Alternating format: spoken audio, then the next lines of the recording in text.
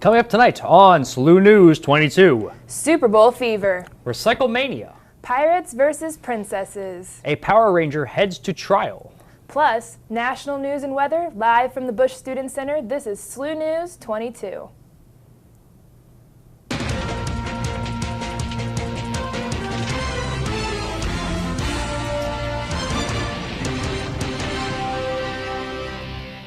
Good evening. I'm Gabriel J. Gollub.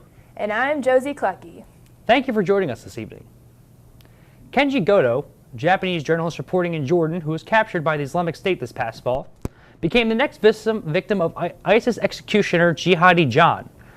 The video released this past Saturday alluded to the death of more Japanese prisoners when the video declared itself as a message to Japan. ISIS members are currently trying to make a hostage exchange with Jordanian military forces. As Super Bowl fever swept the nation Sunday night with chilling suspense, a winter storm swept the city of Chicago with record-breaking snow. On Sunday, 16.2 inches fell upon the Windy City. Mayor Rahm Emanuel was well prepared as advanced knowledge of the storm allowed him to gather over 350 snow removal vehicles to keep the city following through a drab Monday morning. We now turn to our attention to St. Louis. Chief Meteorologist Annie Eveker is in the Weather Center with our first forecast. So Annie, tell us about the storm that's coming through St. Louis soon. All right, well, looking outside today, it's 27 degrees and it's in the 20s and 30s all around St. Louis. So St. Charles is 26 and it's 27 in Alton, it's 27 in St. Louis, 28 in Chesterfield, and it's in the 30s in Belleville and other parts of Illinois. So looking into tonight, it's going to be 23 degrees, partly cloudy, and the temperatures are going to be dropping as we get farther into tonight and early into tomorrow morning. And for the weather story for later on, the temperatures are going to be dropping overnight. It's going to be a chance of snow this week, so we'll look farther into that. And 6 more weeks of winter because it's Groundhog's Day today, and the groundhog saw his shadow and ran back in his hole. So that's what we're looking for later on into the week. Back to you, Gabe. Thanks, Annie. About 30 anti-racism activists walked through the St. Louis RV Vacation and Travel Show this past Saturday. Activists had "Face Racism" and "Are You Comfortable" drawn on their cheeks and foreheads. College students, clergy, and legal activists were involved in the silent protest. Some held slips of paper with "White Only" and "No Colors" written on them. Some left slips of paper in RVs. Police say security staff asked several protesters to leave. Three were arrested after they refused. As of January 31st, there have been over 22,000 cases reported and nearly 9,000 deaths caused by Ebola. The virus has spread throughout Africa, the United States, and Mali since the outbreak at the end of summer. However, the first of 2 large-scale trials for an Ebola vaccine has begun in Liberia. Scientists say they hope to have found around 30,000 volunteers to undergo vaccination. Volunteers will also include health workers on the front line, according to the World Health Organization.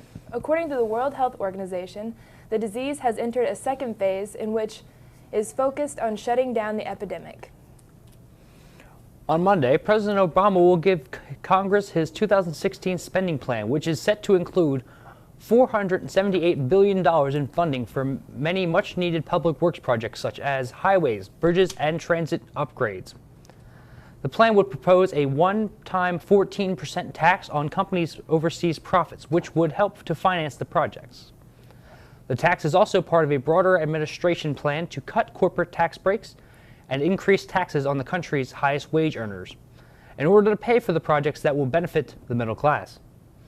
The White House estimates that the tax would generate over $238 billion, with the remainder of the project to be funded through federal highway trust funds, which is financed with a gasoline tax. A Missouri House proposal to eliminate the conservation sales tax has been withdrawn. The tax is currently 1/8 of 1% and accounts for 60% of the Conservation Department's budget.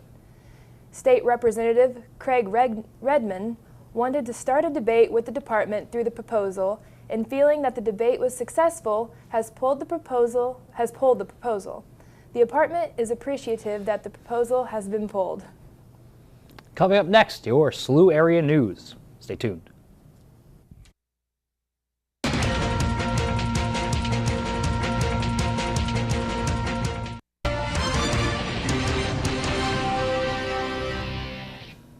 Welcome back.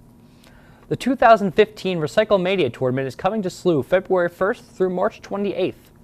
Recyclemania is an annual competition between regional and national colleges and universities. Schools compete to see who can recycle the most single-stream and e-waste on their campus. In order to get involved, all students need to do is place all of their recyclables in SLU's blue bins. There will be several events for students to participate in, like a green basketball game, an e-waste drive, and a recycling bin labeling project. There are also various volunteering efforts offered throughout the event. For more information, go to recycling.slu.edu. The School of Medicine Research Town Hall meeting takes place from noon to 1 on Wednesday, February 4th in the LRC Pitley Auditorium. The meeting is sponsored by the Research Planning Committee. For more information, contact Denise Johnson at 314-977-8067 or by email johnson2@slu.edu. The Psychology Department will host the annual Diversity Lecture with Dr. Derek Avery presenting The Meaning of Race in Modern Organizations, Insights from the Research Program. From 12:30 to 2 on Friday, February 6th at the BSC Room 251, Dr. Avery is a professor of Human Resource Management and the Seymour L. Wolfbein Senior Research Fellow in the Fox School of Business at Temple University. For more information, contact Honor Hughes at 314-977-2291 or by email at hugheshm@slu.edu. The College of Education and Public Service at SLU will host a free screening of the film The Pruitt-Igoe Myth as part of the Teaching St. Louis series Educating for Critical Change. The event will take place at 6 p.m. Wednesday, February 4th at University Il Monastero. The dialogue focus on the film and its implications for how we talk about our community history of housing in St. Louis will follow after the film. Panelists will include film producer Paul Feller, journalist and former Pruitt-Igoe resident Sylvester Brown, Jr. For more information, please contact Jeanette Greider at 314-977-2538 or by email jgriderone, jgriderone@slu.edu. Disney Junior Live Pirate and Princess Adventure is coming to Chaffetz Arena February 5th and the 6th. The live show features characters from Disney Junior's shows Sophia the First and Jake and the Neverland Pirates. Watch Sophia teach the audience the true meaning of being a princess as Jake battles Captain Hook to find the hidden treasure with special appearances from Cinderella and Peter Pan. Ticket prices range from $18 to $60. American Sniper is still the #1 movie in America for the 6th week in a row this week. The biopic of America's most lethal sniper has now made a total of $249 million at the box office. Paddington moved up to #2 on the list with a weekend gross of $8.5 million. Jennifer Lopez's Boy Next Door fell 3 spots to #5 with a little over $6 million. The state Senate has rejected a pay raise for lawmakers and elected officials. Senators Maria Chappelle-Nadal and Jason Holzman were ready to fight for the raise to go through on Wednesday. They were part of a more than hour-long discussion. Legislature had until Sunday to approve the resolution to reject the pay raise. Senate Republicans said state legislators and elected officials should not get a raise while state employees are among the lowest paid in the nation. Senators Chappelle-Nadal and Holzman spoke on Thursday to say they were letting the resolution go to a vote. It passed 31-3, meaning that the pay raise was rejected. Dr. Mee Ngan F. Yap, Assistant Professor of Biochemistry and Molecular Biology at St. Louis University, has discovered how antibiotic-resistant bacteria is able to resist antibiotics. Her research suggests that the bacteria evolve and are able to completely elude common antibiotics. Yap hopes that this discovery will improve antibiotics and care for severe infections. Coming up next, your Workweek forecast. Stay tuned.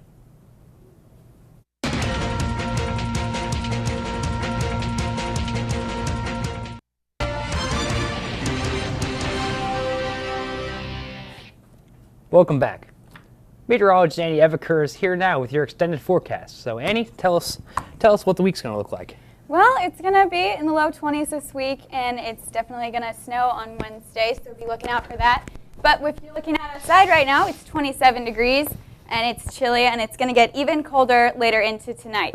So if you're wondering why we had a little bit of snow this morning and maybe it was cold all day, it's because a low pressure system moved through and it brought the clouds, and now it's on the east coast and it's causing a major snowstorm over there. We are moving high pressure into the area right now, as you can see, and it's bringing in the cold with it. So the temperatures are going to drop later on into tonight. But if you look at the entire east coast is under snow and clouds, and it's high pressure moving in along with that cold. So that's what you're looking at right now. The skycast for Monday is 23 degrees tonight, and it's going to get even colder into tomorrow morning as the sun rises. And Tuesday is going to be 45 degrees. That's your high, and the low is going to be 22. It's going to be windy, so the wind chill is going to affect your day.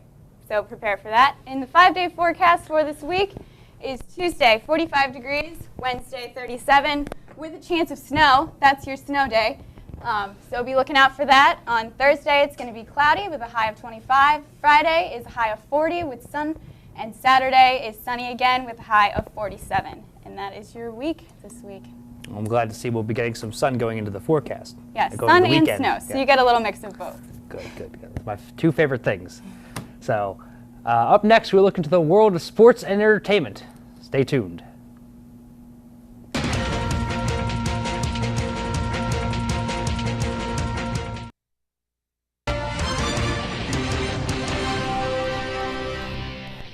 Welcome back.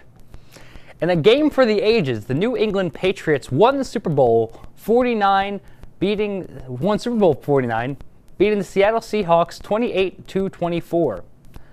The Patriots' 10-point comeback was the largest fourth-quarter deficit to be overcome in Super Bowl history. Tom Brady won his third Super Bowl MVP, tied with Joe Montana for the most of all time. Brady also passed Montana in the all-time record for the most touchdown passes in Super Bowl history, with 13. With the win last night, Brady and Coach Belichick are the second quarterback-coach pairing to win the 4 titles together. Among the quarterbacks, Brady, Montana, and Terry Bradshaw are the only quarterbacks in NFL history to win 4 titles, while Belichick and Chuck Noll are the only ones with 4 coaching titles in their ranks. The Billikens erased a 9-point deficit in the second half, but were unable to pull out the win in the final seconds of the game, losing 60-56 against UMass on Saturday, an Atlantic 10 conference game at Chaifetz Arena. Down by 2 with 2 seconds left, the Billikens failed to convert a 3-pointer that would have given them the lead. It was the 4th loss in a row for the Billikens, and they fall 9-12 on the season and 1-7 in league play, while UMass improves to 12-9 and 5-3 in the conference. St. Louis is back in action tomorrow when they host the 9-11 St. Joseph at Chaifetz Arena. Tip-off is at 6:30. Scientists have designed a cup of coffee that will allow astronauts to sip espresso in space. The cup is designed so that liquid will flow to the astronaut's mouth the moment they touch their lips to the cup. The team of designers designed the cup in response to an announcement from Italy that they would send an espresso machine to the International Space Station late this year. It is believed that the cups will be used on future long-haul space missions. Astronomers have discovered a super Saturn with rings 200 times as large as our Saturn. J1407b orbits around the star J1407, which is 400 light-years from Earth. If its rings replace Saturn's, they would be easily seen at night and many times larger than our full moon. J1407b is classified as a brown dwarf, which is between a planet and a star. J1407b is hot, but does not produce its own light. In an auction of wireless spectrum, AT&T spent $18.2 billion, the most out of all bidders for AWS-3 spectrum. Dish was the second largest bidder, a surprise to all, after investing into 2 bidding partners that won the spectrum. Verizon bid $10.4 billion and T-Mobile $1.8 to round out the Spectrum auction. Sprint, the third largest carrier in the U.S., skipped the Spectrum auction altogether. Former Power Ranger star Ricardo Medina Jr. is suspected of killing his roommate, Joshua Suter, on Saturday night. Medina was held on a $1 million bail. A spokeswoman for the sheriff's office said that Medina and Suter got into an argument that escalated into a fight. Medina and his girlfriend went to Medina's room and locked the door. Suter forced open the bedroom door. Then Medina allegedly picked up the sword he kept next to his bedroom door and stabbed Suter once in the abdomen. Sorry. Investigators said Medina called 911 and waited for responders to arrive. He is due in court on Tuesday. Bobby Christina Brown, daughter of singers Whitney Houston and Bobby Brown, is on a ventilator after an apparent drug overdose. According to multiple media outlets, reports say that she was found unresponsive at 10:35 Saturday morning in her home in Roswell, Georgia. 21-year-old Brown was alive when she was taken to North Fulton Hospital, where she has since been stabilized. Local police are reportedly searching the house for drugs after having secured a search warrant. Bobby Brown, who was not in Atlanta at the time, immediately flew to be by his daughter's bedside. The St. Louis Blues defeated the Washington Capitals Sunday in Washington. Alexander Steen scored 2 goals, Dmitry Jackson and Vladimir Tarasenko each scored 1 goal during the second period. David Backes was ejected after receiving a game misconduct penalty for boarding. Despite losing Backes, the Blues won 4-3. The Blues are now 32-13-4 on the year and face the Tampa Bay Lightning tomorrow night at 7 in St. Louis. So, Annie, you said we were having some sun coming into this upcoming weekend. Is that true? Yeah, it's going to snow on Wednesday, and then it is going to be sunny on Saturday. So that's what we're looking at. As you can see, our 5-day forecast is up, and snow on Wednesday, sun on Saturday. It's going to be a good weekend. Good, yes. Well, that's our show for the night. Thank you for watching. Don't forget, you can always get the latest movie reviews and news online at slutv.slu.edu or follow us on Facebook and Twitter. We'll be back here next week, 6 p.m.